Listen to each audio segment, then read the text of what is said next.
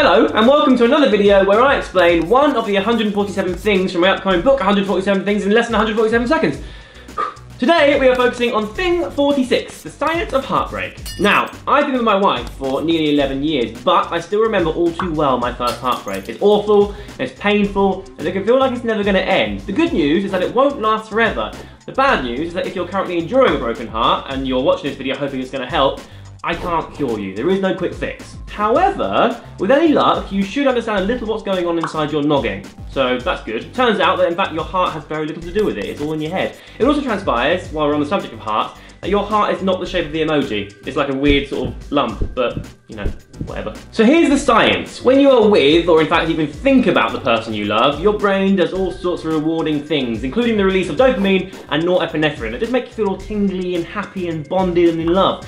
Also, these things are in charge of other sort of physical reactions, if you know what I mean. Among other areas, the mesolimbic dopamine system, which is in charge of rewards, just goes all loosey-goosey and you just feel bloody great. However, when the relationship comes to an end, your mind is torn. It tries to follow the pathways established during the time you were together, but in the absence of someone to attach it to, you just don't get the same experience. But you know, you're like a human being, you're like clever and everything. So, although logically you know that you and your ex are no longer an item, your brain has already set up these pleasurable pathways, and brains can be a little bit stubborn. Although they are the most complex thing in the universe that we know of, capable of incredible insight and dealing with huge amounts of information, as well as keeping your body functioning and preventing it from turning into like a weird fleshy lump, they're also creatures of habit. Scientific studies have shown the lack of reward gained from following the usual pathways when exposed to images of your heartbreaker can actually trigger a region of the brain called the anterior cingulate cortex. So to make that a bit more simple, if you're going through a broken heart and someone shows you a picture of your heartbreaker, this part of the brain gets triggered. And this is a particularly cruel spot of the brain because it deals with pain. All pain, apparently, according to the brain,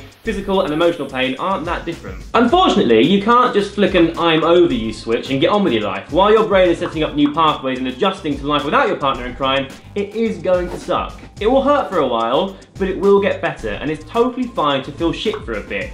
But when you're ready, the best way to get back up and running is to make new connections, hang out with friends, meet new people, just fall in love again. That was a very short, video-friendly version of Thing 46 from my upcoming book, 147 Things, which comes out on October 5th. It's almost a shame there's not 147 days in October, just to kind of keep the theme running. If you like where my head's at and you want to know more, you can pre-order your signed copy of the book, which will arrive to you on October 5th. Actually, do you know what? I pre-ordered the book before and it came out a day before the release date, so you never know, you might be one of the first people in the entire world to have one. All the information is in the description box down below. Also, stay tuned on my other social media bits and bobs, and indeed my YouTube channel, because I'll be telling you more stuff as it happens, like book signings and tour dates and giveaways and adventures and stuff. I hope you liked this video, and I'll see you very, very soon. Goodbye.